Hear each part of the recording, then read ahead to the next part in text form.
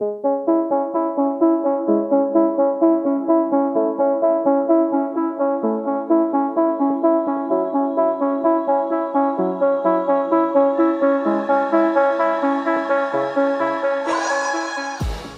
and welcome to the Blackout podcast, where I get to talk to amazing people who do amazing things. And today I'm so excited to have the super awesome, talented artist Serena Wu. Thanks for coming to the podcast today. Thanks for inviting me. This is like the coolest thing. Congrats on your video. How do I say the word? Oh, Étranger.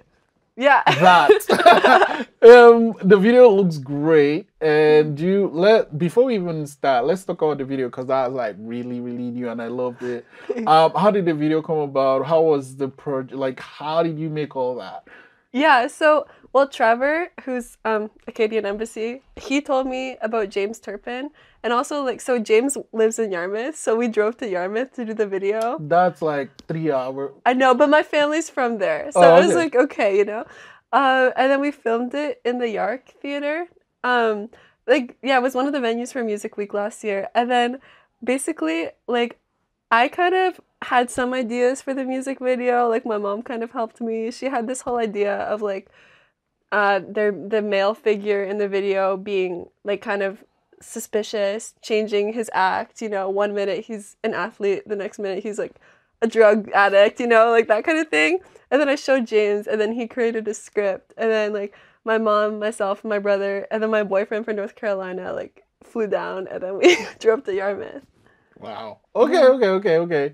So, yeah, the video is great. What was the song about? Étranger means stranger, or? Yeah, it's actually about a stranger. I actually wrote it about someone who I never met. Oh my God, okay. Yeah, a random guy in Italy.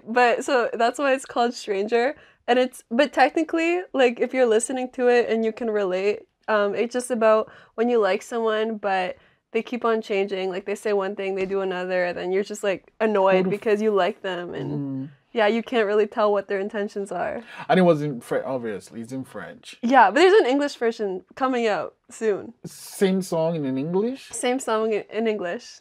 How does that work? Because it's not, so I'm learning French on the, Duolingo? Yeah. Yeah. I'm trying to learn French. Say something. Je m'appelle Israel. That's all I can say. I know how to say my name's Israel, but there's some words. So, so let's say in the song, let's say there's a line that said my name is Israel. Yeah. It's gonna sound different. Yeah. Which did you write in English first, before French, or? I started writing it in English when I was 17, I think. And then I don't think I fully finished the English. I think I almost finished the English version. And then I showed it to Trevor, and he was like, oh, you should try to write this in French too. And then I think I finished the French version, and then I added the last line in the English version. But I didn't translate it on myself, because translation is really hard. Yeah, that's my point. It's really hard, yeah. So I used my mom's boyfriend. He's a translator for the government, French and English. Oh. So he's been doing that his whole life. So he knows every single word that exists in the dictionary between both languages. Right. So I did my best. I tried to translate as much as possible. Then I sent it to him. He added some stuff. He switched some words around just so that it flows, Mm-hmm. Because rhymes and syllables, they need to match up, It's not easy. Okay. So do you will it be a video coming up for it, or just the audio version? Both. Oh. Yeah, because when we did the music video, we did all we had to do was re-record the scenes of me singing, so the mouthing would add up. But all the other scenes, it just cut the same. To those. Yeah. That's too much work. How many days did you shoot your video? Just 2 days. Maybe 16 hours in total. No. Not that bad. Yeah. I mean, I think you can kind of get away with those silhouette lighting. Yeah. That really helps. But the actual shots of people, the lighting there was a lot of work. Yeah, the lighting. My brother was helping out. He was she shone a mirror through the light. Oh, so it was flat. okay. Yeah. Yeah, no, that was. So let's now rewind. Did you always want to make music? Yeah, I mean, I started out just like playing piano, taking piano lessons, classical, did like 1 year of voice lessons. But then I guess like when you start playing music, eventually you just start writing little melodies on the piano, you know? Oh. And then I started doing that, and then they weren't really like songs, but I was just writing little melodies. And then eventually, you know, when I started going through more like teenager things, then I started putting words to it, and then I just started making songs. Okay, so you're making songs. Like, you can just make songs for yourself versus sharing with the world. Like, was that always the plan to share your songs? I guess so. I mean, when you're young, I always thought being like Taylor Swift would be really cool, you know? Like, I don't actually think I'm going to be Taylor Swift because that's just too hard, but I do think that, I feel like I always thought it'd be really cool to write your own songs. I think it's cool because to me, to me, and this might be controversial, but I just think the real artists are like people that paint and people that write music. Really? Yeah, because they create everything. Like, I make film is cheating. Making film is a cheat code. No, it's art. It's such a cheat. Like, I'm not making anything, I'm just like putting people together in front of like an electronic thing versus like, actually like, bringing the song out of you. And I'm wondering, when it comes to like your writing, do you have a process for that? No, I mean, I just remember getting real, like, honestly, all my songs I wrote when I was really sad or angry. like I know that I don't really know how I did it. I think most of the songs I wrote when I was between the ages of like 15 to 18, or mostly actually 15 to 17. And I don't even exactly remember how I did it. I just remembered I'd either be sitting by the piano and I would just play something, I would like it, and then I would add words, or I would be like feeling something really strong, and then I would just like be like, I'm gonna go write a song right now. And then like, I think that's how I did it. Okay, so writing the song, recording the song, there's a gap between the two, right? Yeah. Like, how did you decide where to record and who to record with? And like, so I know you make the melodies on the key on your piano, but how do you like, I guess, put that into when you go into the studio and stuff? Oh, with the help of the producer, Dan Ledwell. Yeah. Who is your producer? Dan Ledwell. Do you know him? He's a super good producer. He's actually do you know Jen Grant? Yeah. Yeah, he's her husband actually. Oh, okay. Yeah, I didn't know that until I met him, which is really cool. Like I went, and they have like 2 kids, really cute. But yeah, I'm not like a multi-instrumentalist exactly. Like I play ukulele, piano, like strum some chords on guitar, but I can't really picture like drums and bass lines, So I basically wrote Étranger on the ukulele, and then I wrote, like the melody, the uke, the singing, and then I just brought it to Dan, and then he added the horns and the bass line and stuff. So that's kind of, I feel like I need a producer/arranger. How do you know the song is done though? I just heard it and I liked it. Like, he just started adding like the bass line, and then it became kind of funky, and then I just liked everything that he did. Like, yeah. So what's the plan? The plan? Just like bring a song to someone that's super good at producing, and then you either pitch things, or like, I remember him kind of asking me, what sounds do you like? And him asking me to show him, he asked me to show him songs that I kind of wanted to take inspiration from. And then he kind of pitched things, and I was like, yeah, I like the sound of that. And then it just kind of finished with that. Like, yeah. He was like, how does this bass line sound? And I was like, I like it. And then, yeah. And so you have a Étranger, English and French. Do you have like an EP or an album coming out? I have another song that I recorded at the same time as Étranger, but no one's heard it yet. Oh. But it's recorded. It's called Hate You Now. Oh, yeah. Because you're mad at someone. No, I wasn't mad. I was sad. Oh. Yeah, no, it's about like, it's called Hate You Now, but it's talking about how me and my first boyfriend from college, we had a bad breakup, and it sucks because like we had such a great relationship and now we hate each other. So basically that's Taylor Swift though, because that's like what she does, right? She's like, date someone, break up, new album is out. Yeah, no, and now I wish I could like I'm like gonna have to tell my boyfriend to break up with me or something. I don't know. Yeah, I wish I could have. Well, okay, I don't want as many boyfriends as Taylor Swift because I'm really happy with my boyfriend. But I'm like, how am I gonna write another mad song? You know, if he's just nice to me, like, what am I gonna do? Taylor Swift has so many boyfriends. Yeah, more inspiration. Okay, so there are lots of artists. I mean, she's like big. But there are also lots of artists there. What was it about her that you found, I don't want to say inspirational, like that you liked and so like, I want to be like that or something close? Well, I feel like all 6-year-old girls were like obsessed with Taylor Swift. And like people are still obsessed with Taylor Swift when they're an adult. But I like how she has some songs that are like really pop and then she has other songs like Mean and Mine. I don't know if you know those songs, but they're like they're like banjo, mandolin, you know, more country. I like her different styles. And then I like her songwriting, I think. Yeah. Do you like Taylor Swift? I know some of her songs. Yeah. Have you gone to one of her concerts? When I was like 7 in Cavendish. But I'm not like a huge Swiftie. I just like think Taylor Swift is really cool. Okay, what are some other artists that you find or you think are really cool? Oh my God. You know, I'm like one of those people that doesn't listen to like an artist's full catalog. I listen to like individual songs, but I really like Olivia Rodrigo. I like Bruno Mars a lot. Oh, he hasn't had a song in long time. No, but his old songs like Grenade, you know. Yeah. He's obviously super talented. Yeah. He had that song like Silk Sonic, you know, like he did with my brother listens to that. Silk Sonic is nice. Yeah. Okay, yeah, Bruno Mars. Yeah, there's so many other ones too. Like, actually, I don't know. I really like a couple of Joel Plaskett's songs, you know, like local musicians. And then, I don't know, like, there's a lot. There's some Spanish artists that I like. I don't know. So you speak French and English. Do you speak or learn any other languages? Yeah.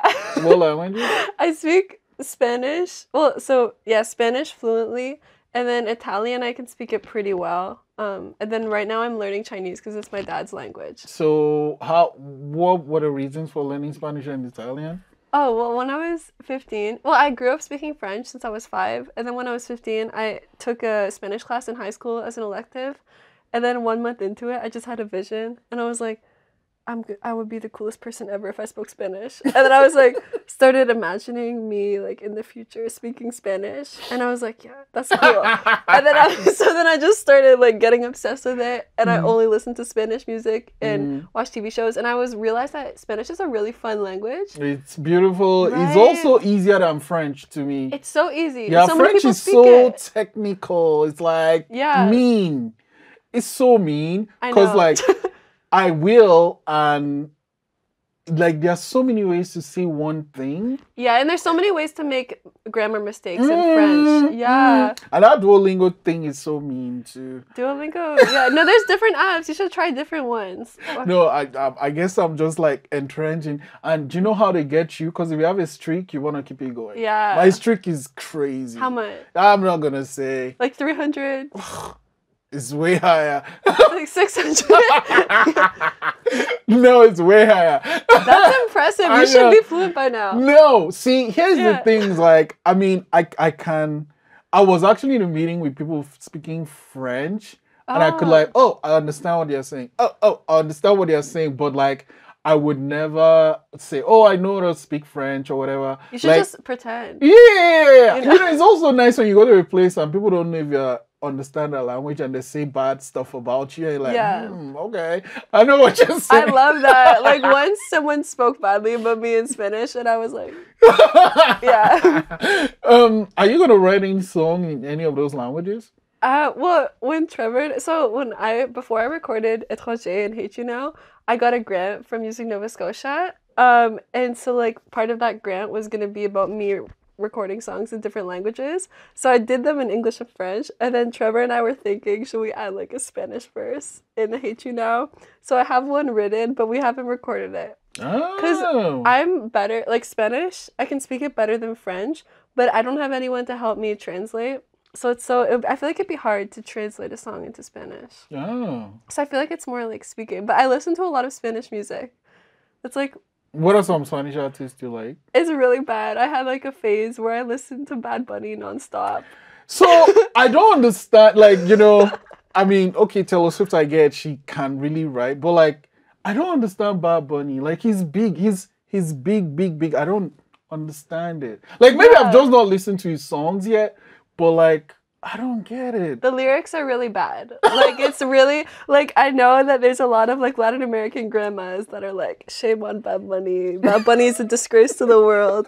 And, like, if you listen to the words, like, yes, some of the stuff he's saying. But I just, that helped me learn Spanish. Right. I felt really cool when I was listening to it. I was just like, yeah, I'm cool, you know? Like, and then it's just catchy because the beat, it just makes you want to dance and move your hips. So I feel like, yes, it's not great music. I don't think that was very good for my creativity. No? Listening to Bad Bunny for like 3 years was so bad for my creativity. So I stopped. I stopped a couple months ago. I was like, okay, I'm going to listen to real music again.